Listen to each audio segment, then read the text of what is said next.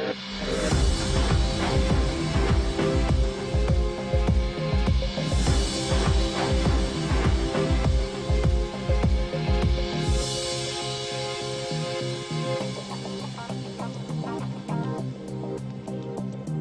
hello there and welcome to Times Exclusive on a Saturday. My name is Elvis Howahowa. This is a program that talks about issues of national importance. And today in the program, I'm talking to Pamela Juma, Vice President of the Association of Persons with Albinism. Pamela, welcome to Times Exclusive. Thank you so much, Elvis. Thank you. And remember, today's edition of the program is brought to you courtesy of Rainbow Paints.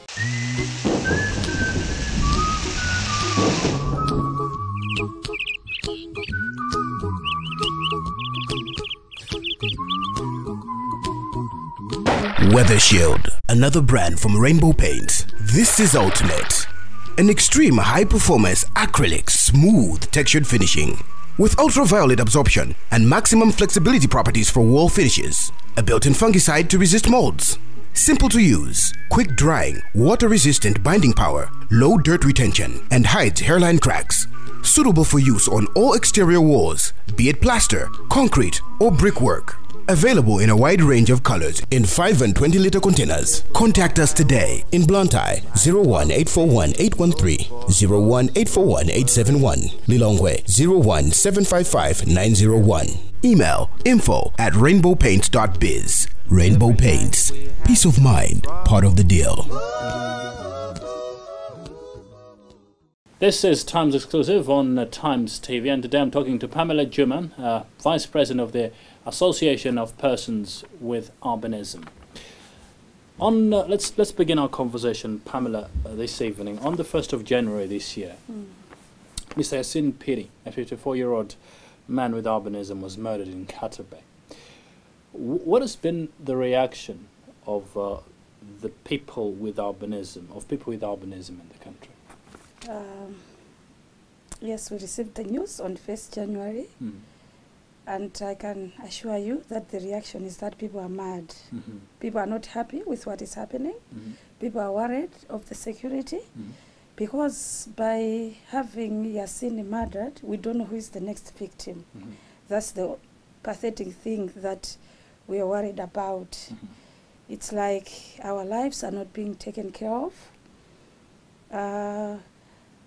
Yeah, the general feeling is that people are not happy. Okay. Yeah. Since November 2014, the number of reported crimes against people with albinism has risen to over 148 cases. Yes. With at least over 20 people with albinism being murdered since then. Yeah. That's according to Amnesty International. Yes, yes. How do you feel when you hear such figures, such statistics? It's so bad. 148 figures, 40-something, at least we somehow concluded, but we are left with about 100 and something that have not been concluded. That's not good at all. It's not good. And the reaction is we feel as if the government is not doing good enough in terms of protection or stopping this malpractice to happen.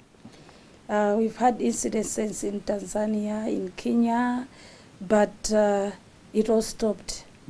And it's Tanzania who started, and Malawi followed, and then Kenya and other countries that I've forgotten.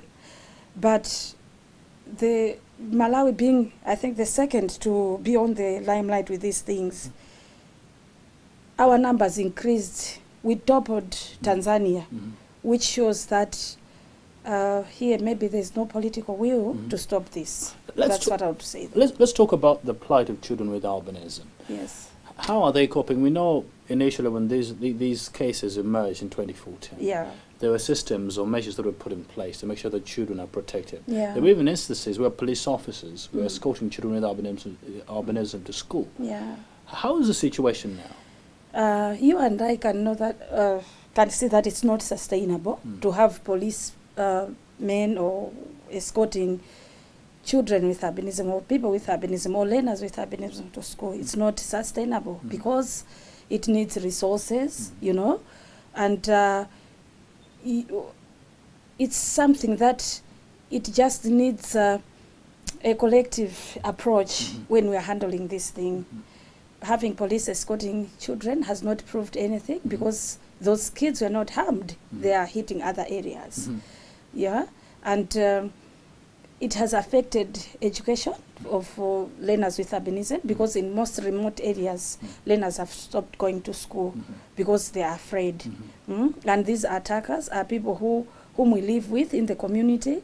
You know, they use our relatives, they use our friends, you know. So it's like they're afraid because they don't trust anyone. You're probably a mother or an aunt. I am a mother. I am a mother. How do you handle the situation? In the first place, I would take you back to the Yasini incident, the one in Katabe. This man was murdered in front of his kid. I just want to link it to the question that you've posed. I am a mother of two, yeah? And just because I'm unique, you know, my kids, they love me so much. They love me. So for them to witness such a brutal act, it's very something that I cannot imagine. I'm feeling for the boy who witnessed this because that boy, the father who was murdered was his hero. He was the one who was a breadwinner. He was the one who was bringing food on the table, clothing and all that. And now this boy witnessed the murder of his dad, you know? So that alone, it's something that I cannot imagine. As a mother, I tell my kids, this is what is happening, so that they should know that they have to be protective. But they are young. My first child is 12. The second child is 6. But the 12-year-old is a boy. And he makes sure that when it's dark, he always asks me, why are you late? Where were you? I was worried. You know, he just wants to see that I'm well taken care of. You know, I'm safe. So as a mother, I would say that the only thing that I did was to tell my kids that this is what is happening, so that in case something wants to happen, kids can tell that there's a danger here, and maybe they can raise an alarm or something. Yeah, but it's something that is terrific. Let's talk about the police.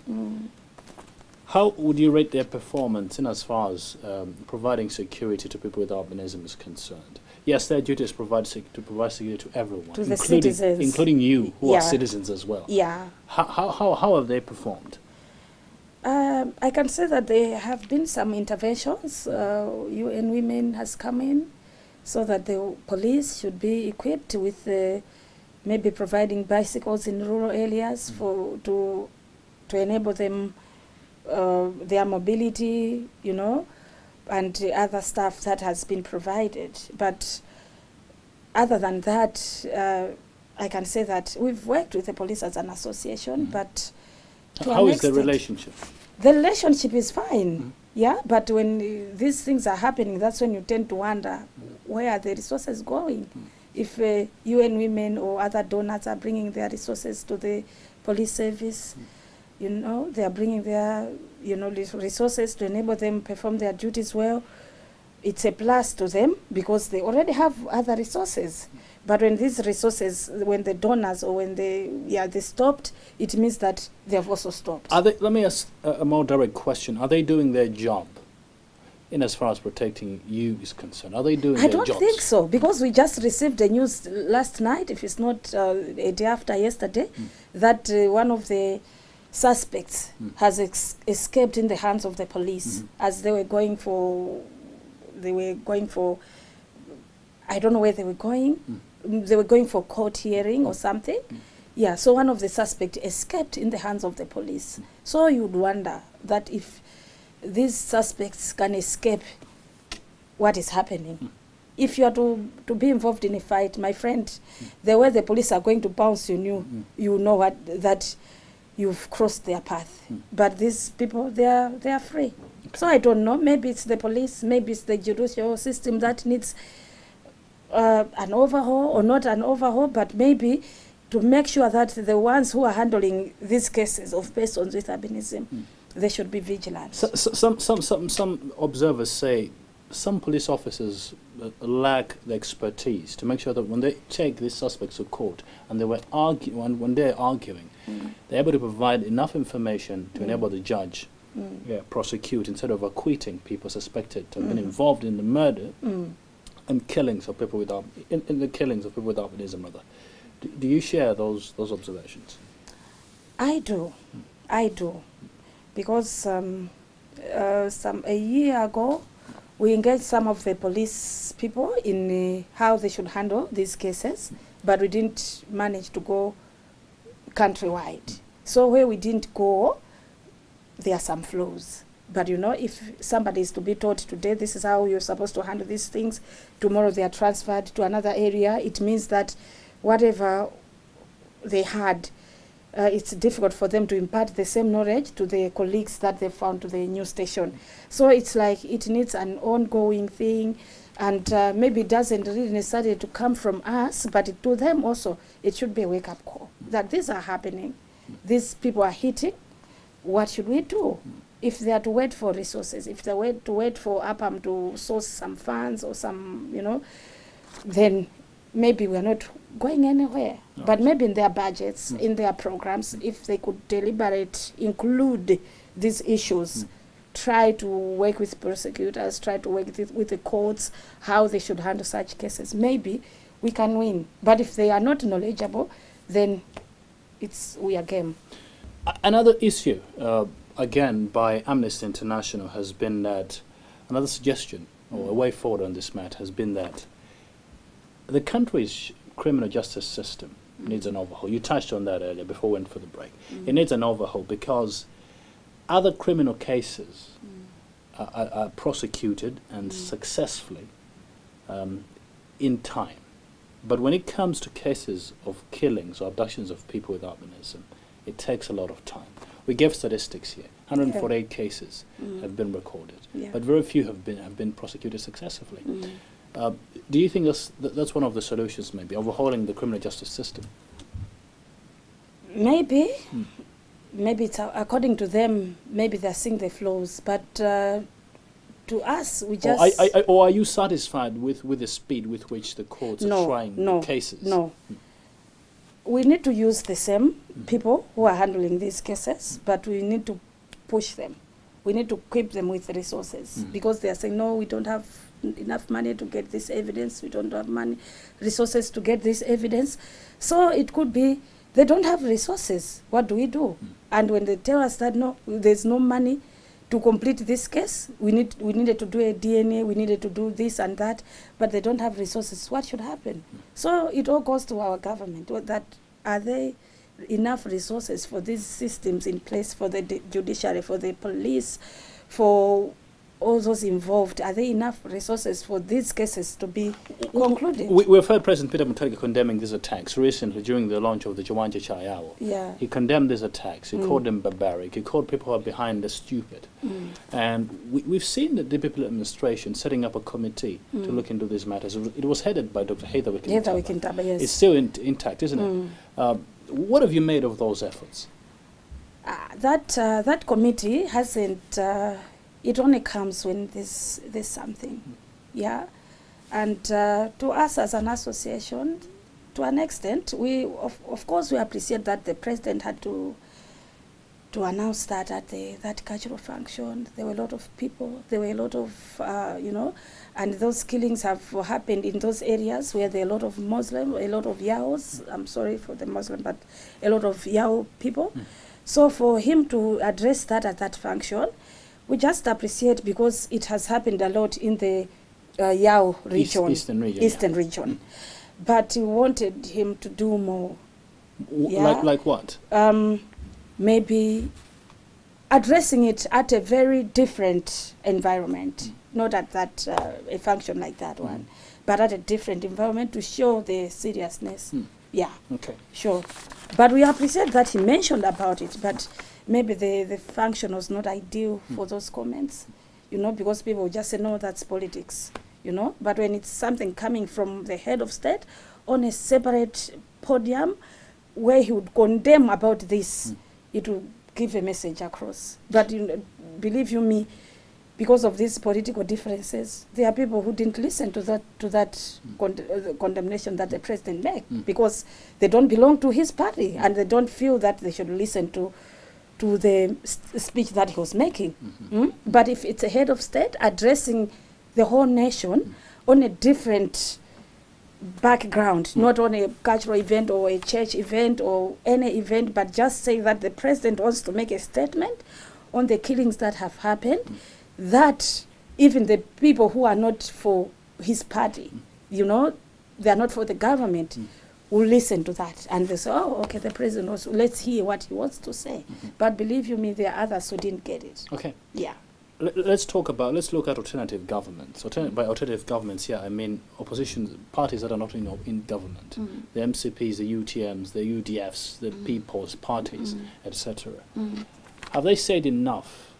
Have they convinced you on what sort of measure they would put in place if they were to get into power come 21st May, as to what they were going to do about people with albinism? Not really. But the good thing about those parties you've mentioned is most of them have got a lot of candidates that are with albinism vying for various seats, which is a sign that they are willing to work with persons with albinism when they're in power. Yeah, so that's the only comment that I can make. Okay. Yeah, and when the attack happened, I think some of them were the first people to contact our association just to see how we are handling it, how we are how we are going to visit the family, and some of them sent condolence money. So maybe it's something else. Maybe it's politicizing the whole thing, but yeah, that's what I can say about those parties. Let's look at some of the suggestions that have been made or given by some stakeholders as how this problem can be dealt with. Yes. Others are saying a death sentence would be the answer. Yes. Anyone found guilty of killing a person with albinism should be killed as well. My take on that one is anyone suspected. No, anyone found guilty. Found guilty by the court. By the court. Yeah, of law, yeah. But as the case have started, we haven't seen anyone found guilty. It's just no, they're on bail, no, they're acquitted because the one who was handling it left and blah, blah, blah. You see? But do you think that would be viable? No, it won't be. But what my take will be that if somebody has been caught to be involved in this act, he should face the law. Regardless that, no, I was sent by so-so, my only duty was just for me to do this, but I was taking this to some other people elsewhere. Them who deal with them at their time. But when somebody has been caught that this one was involved in this act, let the courts do their work and find a case for this person in particular. So you don't support a death sentence? I do. You do? I do. But my fear is for us to find the final person has been a challenge in this. The mastermind. The masterminders, the ones who buy, the ones who take the bones or the parts or the body parts. Yeah. So my take would be that anyone who's been found to be involved in this should face the law in a stiffer way, whether it's death penalty, because if we are to wait that we need to find the one who was found guilty, these cases, the 148 that you've mentioned, people have been caught and people have been put on bail because the ones who are really behind these things haven't been caught by now. But if we are to punish the ones that we find now, it will stop everything. Because even the big fish will have no one to send. Go and kill Pamela. Go and do this, go and do this. Because they'll know that, no, if I'm caught, it means I'll face it. Yeah. In Tanzania, they banned or outlawed witch doctors. Yes. Because they are believed to be also one of the factors behind all these killings. Here in Malawi, we have witch doctors. What do you think of them? Should they be outlawed? There was a proposal some time back that I think it was 2018, if not 2017, that maybe we should borrow a leaf from what Tanzania did. But there was an outcry because people depend on them. Yeah, so we could not win the battle. But there was a proposal that why can't government ban the witch doctors? What was your take? What was your say on that? What has been the position of the association? The position, it has been a mixed one, because maybe we might just say that it's witch doctors, why they're not witch doctors, because in these cases that we are talking about, there hasn't been a mention that no, it's this Singanga who told us to do this, but it's people, you know. So maybe people are just hiding the Singangas. No, it's witch doctors. Maybe it's not them. Maybe it's just people who knows where they do what they do and where they go with those body parts or bones of persons with albinism. So that one has been a hazy debate, because we are not really sure that is it really the witch doctors, or is it really people who are just behind this and they just want to put it on witch doctors. But in Tanzania it worked. They said the witch doctors should stop, blah blah blah. Their president was tough on them. They had systems in place that they used. Now we don't hear anything from Tanzania. All right. Sure. This is Times Exclusive, a program that takes a look at issues of national importance. And one of them today is the continued abductions and killings of people with albinism. 148 cases have been recorded so far. Very few, around 40, have been tried. Lots and lots of suspects have been given bail. And there are concerns from the association that the government is not doing enough, neither are governments in waiting doing enough or saying enough as to what they're going to be able to do to address this problem. Let's go for a quick break, because this program is brought to you under the auspices of Rainbow Paints. When we return, we'll discuss other solutions that some stakeholders are saying can work in as far as this matter is concerned.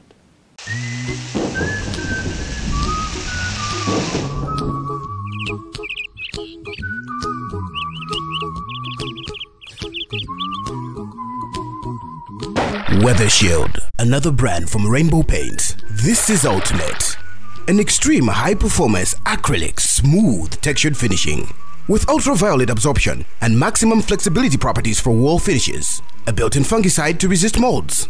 Simple to use, quick drying, water-resistant binding power, low dirt retention, and hides hairline cracks.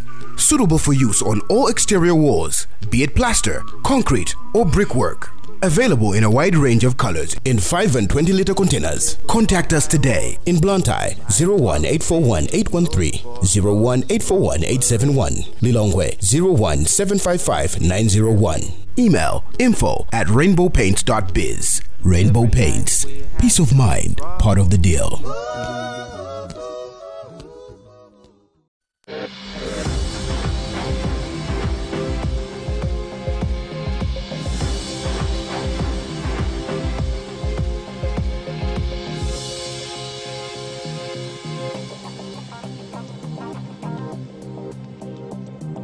If you're just joining us, this is Times Exclusive, and today we're talking to Pamela Juma, Vice President of the Association of People with Albinism. Pamela, another solution that has been given out there as well is that there is need to find markets where the body parts of people with albinism are sold. We've never had people coming out and saying, I know the market, I know where these body parts are sold.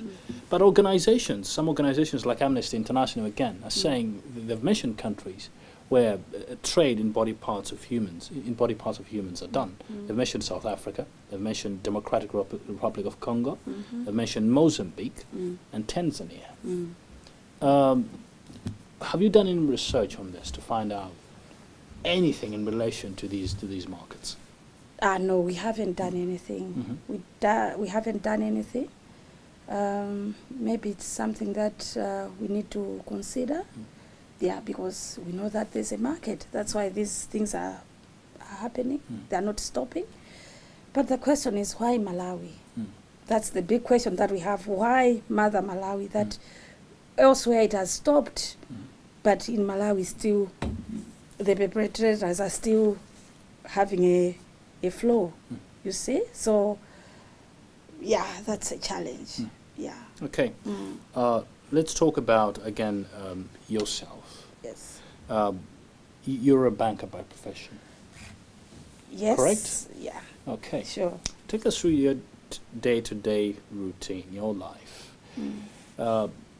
How do you live your daily life? How is it, as a person who lives, as a person with albinism, how do you live your life, your day-to-day life? I live my life perfect. Yeah, as I said, I'm married to David Juma. I have children, Mahala, who is 12, is a boy, and a girl is Tokozani Grace, who is 6. I go to church, I'm an Adventist. I live in Kanjeza, that's my neighborhood.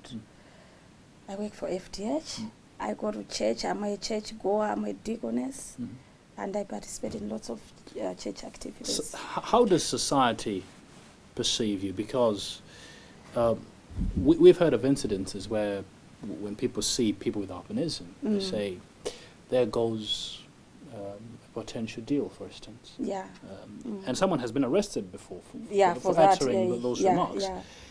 How does your community perceive you? How does your community live with you? As I was growing, there were a lot of bad words that people used to call me, but those never distracted me. I'm a go-getter. Okay. That's why I'm where I am now. Today, yeah. Yeah, today, you see. So we can't stop people from doing that. I just thank my parents that they took me to school, and now I have a good job. And if people talk about me, I think it's away from my ears. Yeah, if they talk about me, it's something that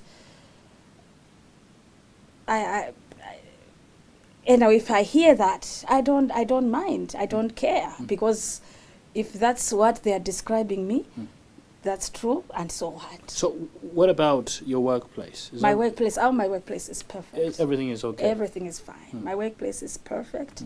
The community I live is perfect, except maybe here and there. That's when people give rude remarks, but yeah, the church I go, it's perfect. That's why I'm given positions. Here come, here go. So I'm fine. Have you ever run into any risks in terms of what has been going on? No. No. No. Okay. Sure. No. Okay. Yeah. Fine. Let's talk about President Peter Mutharika's interventions so far, and as far as this issue is concerned. We understand that the association, through its president, through your president, Mr. Alverson Kondoe, earlier made a call or made a demand that they wanted to meet President Peter Mutharika to discuss these matters. If you were to meet him, what would you say to him? Firstly, we'll tell him that we are not happy with what is happening. We don't want to go to any other country to have peace. We want to be here in Malawi. So he should make sure that we have a better living here in Malawi, first. Second, we've seen the perpetrators. They are still doing it. We want security, we want protection. We want him to talk on a tough note so that whoever is behind this should really know that President is not happy. You see, as I said earlier on, he's been condemning it, but maybe they are not the right forums for him to address this issue. Okay. We want him to address it at a place where people would really feel that the President is very serious. The whole press conference or the whole what on these things, you know, and to see that these other systems, that the judiciary, the police are properly financed. They have enough resources. We don't want to say, no, police don't have fuel to go and get the other suspects, or they don't have resources to do this and that. The judiciary cannot conclude these issues because they don't have this and that. We don't want to hear that. If cases are going to courts and we are seeing the end of those cases, why not these our cases? Do you think such a talk would help? Yes, it will. It will help. It will help. Another matter as well. You're a voter. Yes. I hear about you have 3,000 or 4,000 people with albinism that have registered to vote during this year's election. What are you going to be looking for? I'm not talking about you. I don't want you to mention names of leaders that you're going to vote for. But in terms of policies, in terms of measures, in terms of what leaders are putting across, or putting out there, what would you be looking for when you be ticking in that box? In fact, if chances allow, we are yet to meet the leaders of the political parties. You want to meet them? Yeah, we want, if chances allow, we want to meet them and have a talk with them. Yeah, obviously, we would want to vote for a leader who is taking our welfares at heart, you know, a leader who shows that they will provide enough security to us, a leader who not make us asylum seekers in other countries. We want to be here. If I'm to be successful, I can't be successful elsewhere. I have to be successful here, because here, that's where my people are. They should know that this is a so-and-so's child who is being successful. But if I go to London, if I go to wherever, no one will know about that. And we are killing the other generation coming, the other young children, youngsters with albinism. They will not have role models because we have all gone away. So those are some of the things that we really, really have to engage them. Let's talk about this myth, this belief, this very thing that has started all this. All this, yeah. People believe that the body parts of people with albinism bring wealth. How do you begin to deal with that? How do you move someone? How do you convince someone from stopping to believe that into believing that that's not true? About this myth, I think it's something that has been, when you look at the people who have attacked persons with the suspects, some of them are Kabaza people, operators, some of them are, you know, then maybe when you're in court, that's when you say, really, maybe there must be someone, because they're able to hire expensive lawyers, you see? So maybe there's really money, but honestly speaking, I don't see any money in those people who are doing these things. I don't see any money. And I wonder whoever is benefiting from that money. Okay, you want the system to look behind the scenes, to see who's doing this. Who is doing this? Yeah? You only see that this Kabaza operator is able to hire an expensive lawyer. But, and you wonder, how would this person have the resources to hire this person? Yeah? So, so what you're saying, in other words, it's not entirely down to these beliefs, but they're being deceived into, they're being sent by someone. Yeah. So it's, I don't know. I don't know. How has poverty, in your opinion, poverty and, of course, lack of education, illiteracy, played a role in all this? It has played a huge role, yeah. But poverty aside, because of people hungry for money, everybody wants to be somebody in the society. Now it's also involving even the elite. They are being involved in all this. So at first we thought, no, baby, because it's poverty, the education levels and all that, so that's why these people are being involved in these things. But recently, not the Yasini case, but there was another case that happened last year, where the Masambuka case, yes, where some other people whom have gone to school, who have studied clinical medicine or whatever, who have, you know, a doctor may almost have been involved in this. Then you tend to wonder that, can this be all about poverty? No, we should not lie that it's only poverty, but it's something that maybe people just want to have money and not work for it. They don't want to earn the money, but they want to find it in an easy way. Yeah. And there have also been reports that these cases tend to increase when countries where these matters have been reported is heading toward an election. What's your take on that? What's your take? Yeah, that has been the trend, because it all started when we were going for voting in 2014. Yeah, now last year there were a few cases, now this year. So maybe the trend itself is just showing that maybe it happens when there are elections. Okay. Yeah. In the event that things continue the way they are, God forbid, do you think it would be helpful to take this matter to court? Because one would feel to sue the government, because one would feel you're being denied the very basic right that everyone is supposed to have, the right to live, the right to life. Have you ever considered such options?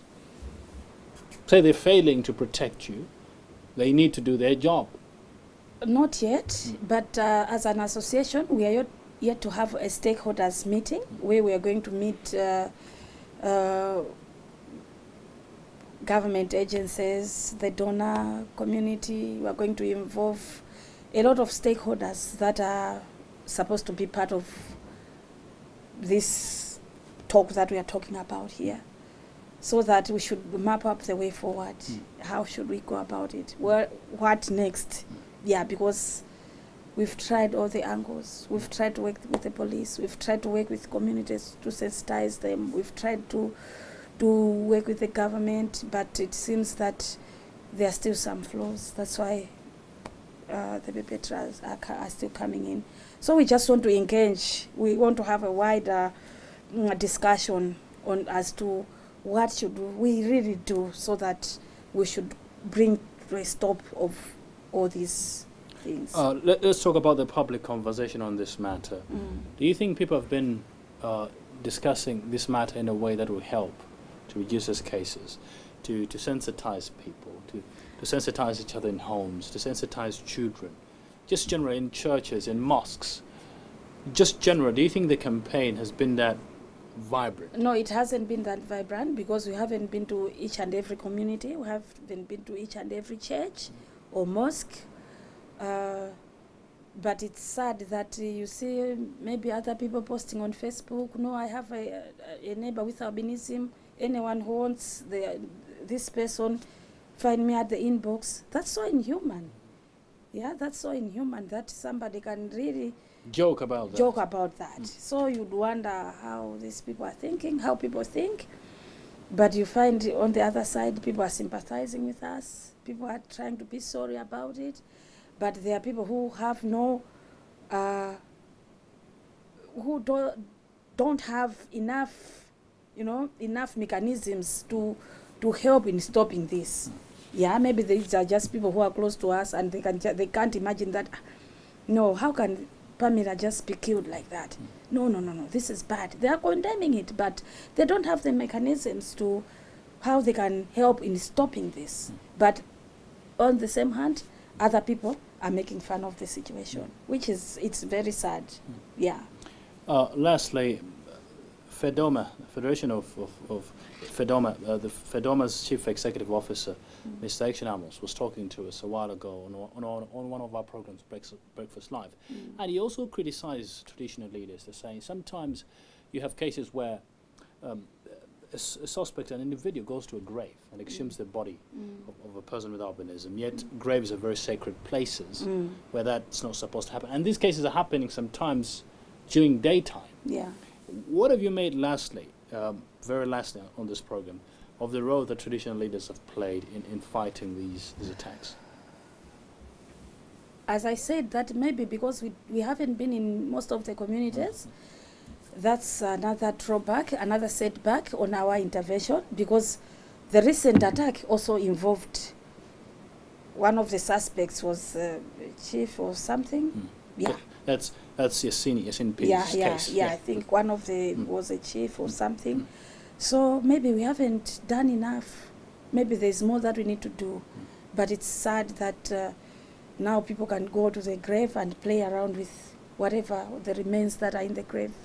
We hope that those are waiting for the coming of Christ, or the end of the world and all that. But we don't believe that people would be so inhuman that they would go and dig those graves and really identify that this place they buried a person with albinism. I don't know what mark they put.